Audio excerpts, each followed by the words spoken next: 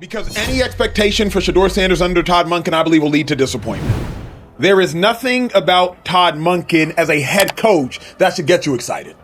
As an offensive coordinator, you could say Lamar Jackson had an MVP season under Todd Monken. As an offensive coordinator, Lamar Jackson had 41 touchdowns and 4 interceptions under Todd Monken. As an offensive coordinator, you can make arguments under Todd Monken. Stetson Bennett won 2 national championships at Georgia under Todd Monken. But as a head coach, no. Nothing about Todd Monken as a head man gets me excited. If I'm Shedeur or anybody in that locker room, why am I listening to Todd Monken?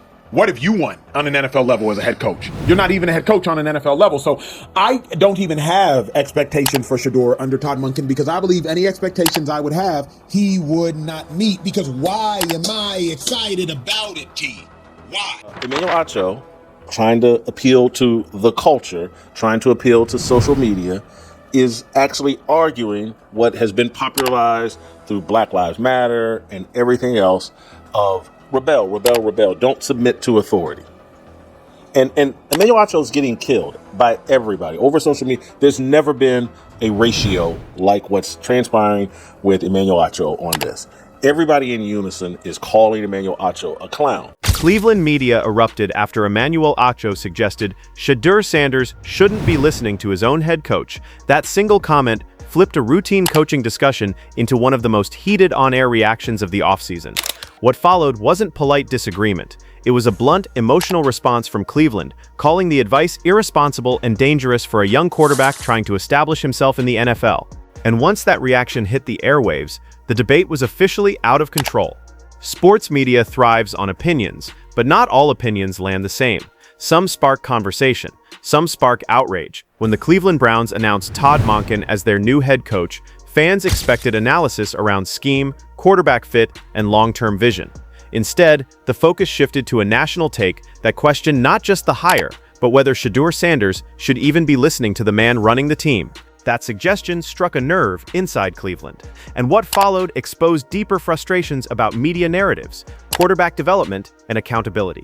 When the Cleveland insider responded, there was no buildup, no smoothing of language, no careful phrasing. The response was immediate and blunt because the moment demanded it. Calling the advice stupid wasn't about disrespect, it was about urgency. In real locker rooms, quarterbacks don't succeed by picking and choosing authority. They succeed by committing fully to systems, absorbing coaching, and building trust over time. I'm very respectful of guys who have ever played in the league. Like, people used to call in they used to get into it with Dust and be like, you only had 8 tackles. Like, yeah, 8 tackles more than we ever had. Like, I'll always respect that. It was one of the dumbest things I've ever heard in my life. Covering football, covering sports, watching sports, that there was one of the silliest things I've ever heard in my entire life. I don't like saying dumb. I don't like saying stupid. There's no other word for it. What he said was dumb, and if you agreed with it, that's dumb too. The eruption resonated because it sounded real, like something said behind closed doors, suddenly said out loud. This coaching hire wasn't just about filling a position. For Cleveland, Todd Monken symbolized a reset, not in roster, but in philosophy. His offensive background brought a reputation for clarity, adaptability, and quarterback-focused design. Throughout his career, Monken has been known for building systems around player strengths rather than forcing players into rigid structures. That mattered for a franchise that has historically struggled to create continuity at quarterback. Cleveland wasn't chasing flash, they were chasing stability. So when the hire was immediately framed with skepticism instead of context, it felt dismissive to fans and insiders who understood what the organization was trying to build. Critiquing a head coach's resume is normal. Questioning leadership readiness comes with the job. But the tone shifted the moment advice entered the conversation, advice directed straight at Shedeur Sanders. The implication that a young quarterback should question or ignore guidance from his head coach crossed an invisible line. On Todd Monken and Shedeur, I do believe it's one of those things when you kind of get into like the ulterior or like the auxiliary mediums and platforms, you do just get like a little looser, right? Like you're just having these conversations with your homeboy. And then sometimes you could say things and you could be like, yeah, like that wasn't necessarily how I meant it, what I meant, or I shouldn't have said it that way, or it's completely wrong. Todd Monken earned his position. Todd Monken has worked his way up as an offensive mind, even as an older coach, to be the head coach of the Cleveland Browns. And he actually allowed it to evolve. What made the situation spiral wasn't the opinion itself. It was how fast the conversation escaped the original topic. What started as analysis quickly turned into a moment that demanded reaction because the tone shifted from discussion to provocation. The delivery mattered just as much as the words, and once that tone landed, there was no pulling it back. Cleveland insiders didn't react to disagreement, they reacted to escalation. In today's sports media ecosystem, certain statements act like accelerants. They don't sit quietly, they spread across platforms, get clipped out of context, and turn into fuel for endless debate within minutes. That's exactly what happened here. The take didn't stay confined to one show. It jumped to social media, fan spaces, and radio discussions almost immediately. By the time Cleveland responded, the narrative had already taken on a life of its own.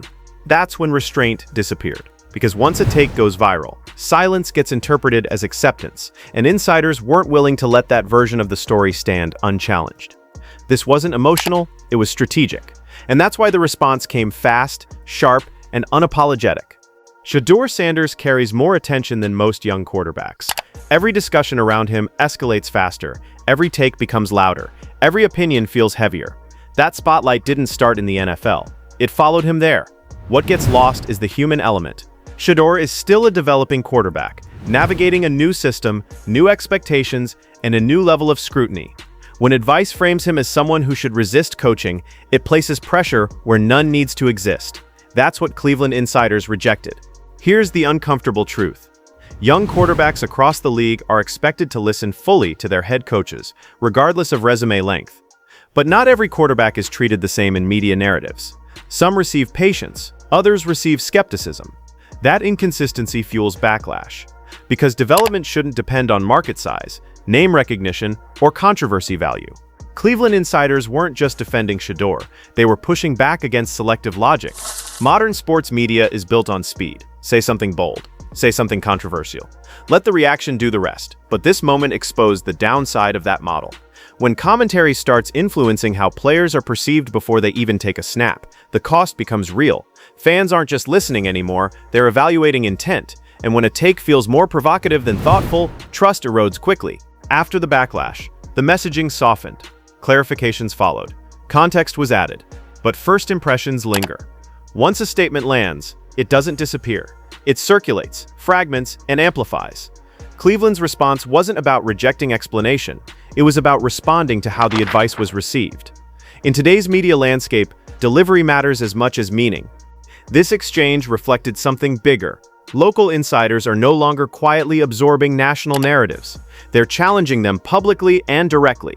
This wasn't ego, it was boundary setting. When commentary affects locker rooms' development and perception, silence becomes complicity. Cleveland chose confrontation. Strip away the noise, and the truth remains simple. Quarterbacks succeed with alignment. Coach, system, locker room. Todd Monken's success will be judged by wins and development, not off-season debate. But undermining leadership before the process begins creates fractures no playbook can fix. That's why the reaction was so strong. Cleveland didn't erupt over opinion. They erupted over responsibility. Because in the NFL, words don't just spark debate, they shape careers. And sometimes, the loudest reaction is the most honest one. Now it's your turn. Was the Cleveland response justified, or did the take deserve more room? Drop your thoughts below. The discussion continues.